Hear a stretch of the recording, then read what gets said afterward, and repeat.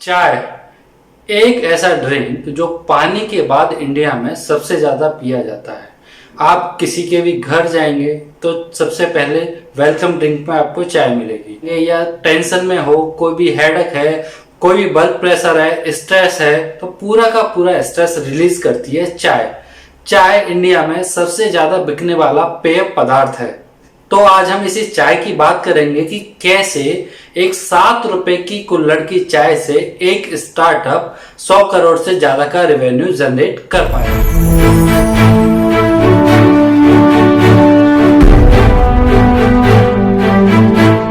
मैं सी अभिषेक जैन आज आपके लिए लेके आया हूं एक ऐसी स्टोरी जो 3 लाख रुपए के निवेश से शुरू हुई और आज 100 करोड़ से ज्यादा का टर्नओवर है। एक 10 रुपए की चाय से दो दोस्तों ने मिलकर एक ऐसा स्टार्टअप शुरू करा आज जो नामी ग्रामी स्टार्टअपों में गिना जाता है। आज हम बात करेंगे चाय सुट्टा बार की सक्सेस स्टोरी के बारे में कि किस तरह चाय सुट्टा बार शुरू हुआ और आज उसकी जो सक्सेस जर्नी है वो कैसी है। साल 2016 अनुभव दुबे के पास उनके पुराने दोस्त आनंद का फोन आता है कि मैं अपना जो स्टार्टअप है वो बंद कर रहा हूं, क्यों ना हम दोनों मिलकर जो हमारे कॉलेज के समय का प्लान था चाय के स्टार्टअप का वो शुरू करते हैं। अनुभव दुबे दिल्ली में रह के यूपीएससी की तैयारी कर रहा था। जब उसके पास उसके दोस्त आनंद का फोन आता है तो वो अपनी पढ़ाई बीच में छोड़कर अपने एंटरप्रेन्योरशिप के ड्रीम को पूरा करने के लिए इंदौर आ जाता है। अब दोनों दोस्त मिलकर अपने उस सपने को पूरा करने की तरफ आगे बढ़ते हैं जो उन्होंने कभी कॉलेज के समय में एक साथ मिलके देखा था। जब भी कोई स्टार्टअप शुरू करना होता है तो सबसे पहला जो स्टार्टअप का फेज होता है कि हमें उसका नाम चूज करना होता है कि हम अपने स्टार्टअप का क्या नाम रखेंगे। वही समस्या अनुभव और आनंद के सामने थी कि वो चाय का एक स्टार्टअप तो शुरू करने जा रहे थे, लेकिन उनको नाम ऐसा चाहिए था जो लोगों की जुबान पर चढ़ जाए, आसानी से याद रख सकें। तो उन्होंने नाम सर्च करने में काफी मेहनत की और बाद में जो नाम निकल के आया वो था चाय सुट्टा बार। चाय और सुट्टा दोनों कॉम्बिनेशन है और बहुत ही आम बोलचाल की भाषा के वर्ड हैं जिनको कोई भी एक बार सुनता है तो वो आसानी से याद रख पाता है। स्टार्टअप का नाम फाइनल हो गया। अब बारी थी जगह की कि जो चाय सुट्टा बार का पहला कैफे खोला जाएगा, जो पहला आउटलेट खोला जाएगा, वो कहाँ खोला जाएगा।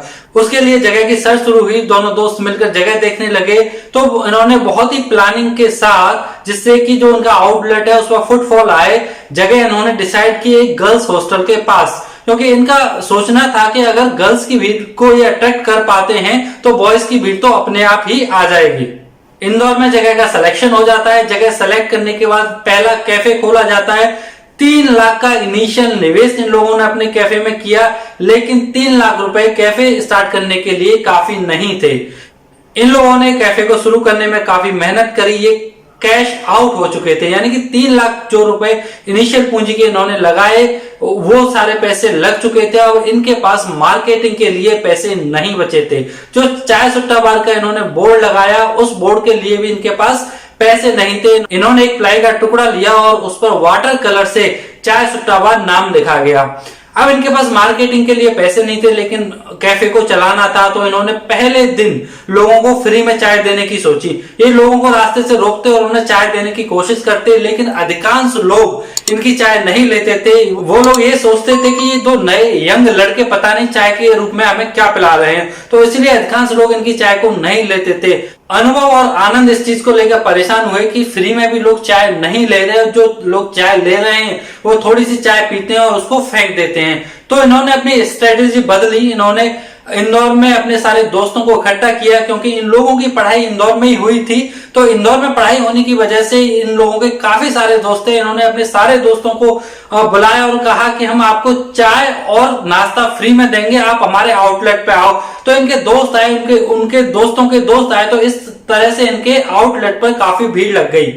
जब लोगों ने देखा कि 2 दिन पहले ये आउटलेट खुला है और इतनी सारी भीड़ यहाँ जमा हो रही है, तो ये किसी ब्रांड का स्टोर है या फिर ये लोग कुछ यूनिक कर रहे हैं जिसकी वजह से इतनी भीड़ हो रही है। इन लोगों के द्वारा डमी जो भीड़ इकट्ठी की गई थी उस भीड़ को देखकर इनके पास एक्चुअल भीड़ आने लगी और इन्होंने पहले दिन सबको फ्री में चाय दी। चाय के अलग अलग फ्लेवर्स इन्होंने लोगों को पिलाए, साथ ही साथ ये कोल्ड कॉफी भी लोगों को फ्री में देते थे, जिससे कि लोगों का अट्रैक्शन बढ़ा।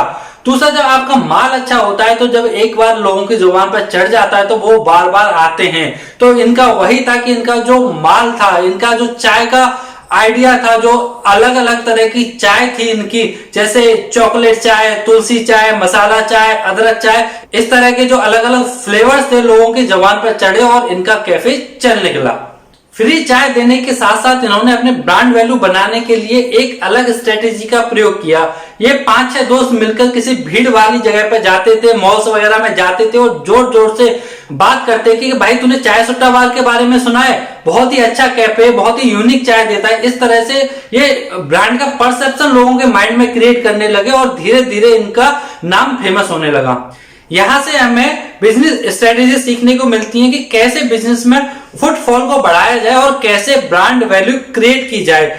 अनुभव ने अपने चाय सुट्टा बार के स्टार्टअप में फुटफॉल बढ़ाने के लिए लोगों को फ्री में चाय और स्नैक्स देने शुरू किए।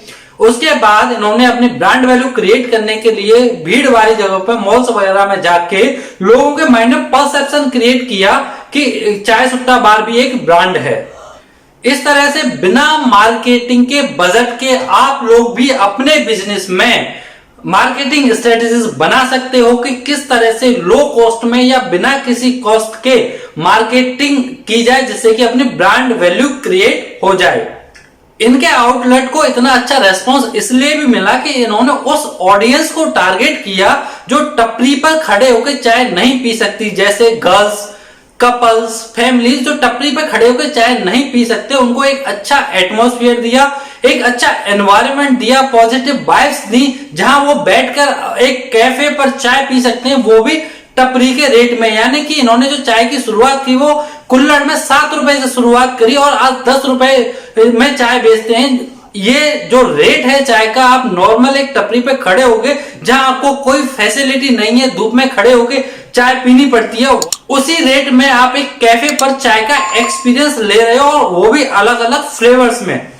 आप चाहो तो यहां से भी एक लर्निंग ले सकते हो कि जो बिजनेस का आइडिया है हम अपने आसपास के रेगुलर रूटीन से भी निकाल सकते हैं और उस बिजनेस आइडिया को निकाल के उसकी जो टारगेट ऑडियंस है उसको टारगेट करके हम अपने बिजनेस को एक स्केलेबल मॉडल में तब्दील कर सकते हो। चाय सुट्टा बार डिफरेंट फ्लेवर्स में चाय देता है, जैसे चॉकलेट, आइस टी, केसर, रोज और मसाला चाय। इसके अलावा फ्रेंच फ्राइज, बर्गर, पेटीज और इस तरह के स्नैक्स भी ये प्रोवाइड कराता है जो जल्दी बन जाते हैं।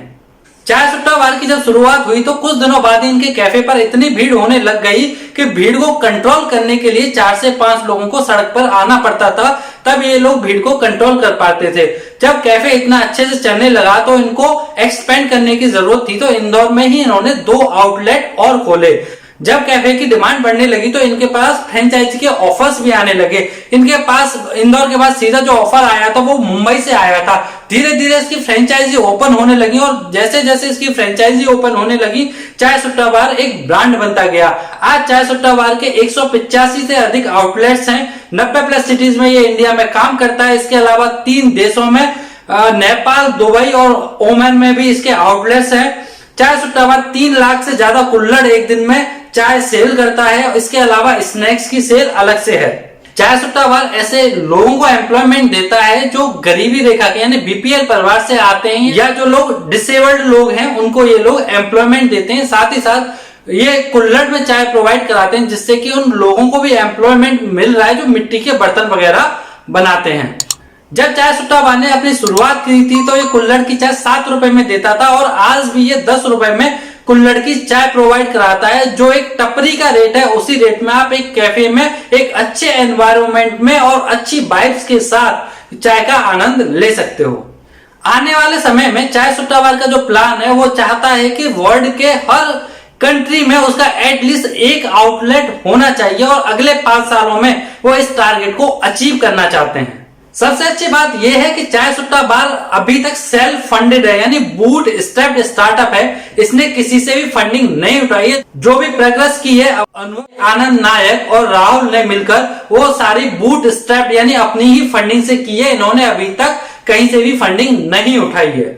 2016 में एक 7 रुपए की चाय से शुरू हुआ स्टार्टअप 5 साल के भीतर 100 करोड़ रुपए के टर्नओवर से ज्यादा अचीव कर चुका है। ये इस स्टार्टअप की सक्सेस के बारे में बताता है कि अगर आपके अंदर जुनून है, अगर आप कुछ करना चाहते हो तो कोई भी समस्या हो, कैसी भी प्रॉब्लम्स आए, आप उन सबको जीतकर अपने लक्ष्य को प्राप्त कर सकते हो। इस स्टार्टअप से हम कुछ बेसिक लर्निंग्स भी ले सकते हैं कि जिस तरह से इस स्टार्टअप ने अपनी प्रोग्रेस करी है प्रॉब्लम्स को आउटकम करते हुए, कि इससे हमें क्या लर्निंग मिली। सबसे पहली लर्निंग है माइंडसेट, कि आपका जो माइंडसेट है वो स्ट्रांग होना चाहिए, जिससे कि आपका जो गोल है, जो आपका लक्ष्य है, आप उसको अचीव कर पाओ। किसी भी काम को शुरू करने में समस्याएं हमेशा आती हैं। आप चाहे काम छोटा करो चाहे बड़ा करो, तो समस्याएं तो होंगी ही होंगी। उन समस्याओं को जीतकर आगे बढ़ने में आपका माइंडसेट आपको बहुत मदद करता है। अगर आपके माइंड में एक ही लक्ष्य है कि आप इस लक्ष्य को प्राप्त कर पाओगे, आप जीत जाओगे, तो आप उस लक्ष्य को पा ही लोगे। दूसरी जो लर्निंग हम इससे ले सकते हैं वो है मार्केटिंग।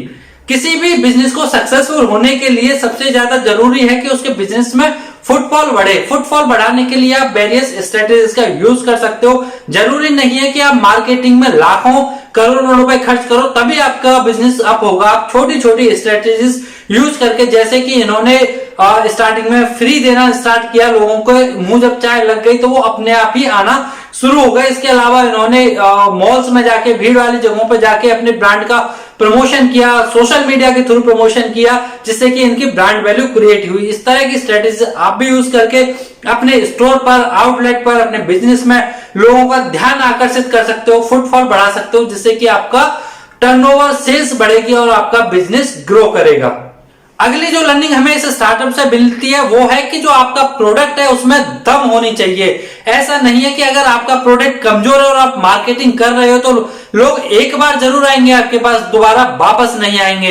अगर आपको फुटफॉल को कंज्यूमर में कन्वर्ट करना है तो आपके प्रोडक्ट में इतनी दम होनी चाहिए कि जो लोग एक बार उस प्रोडक्ट को यूज कर लें वो बार बार आपके पास आए।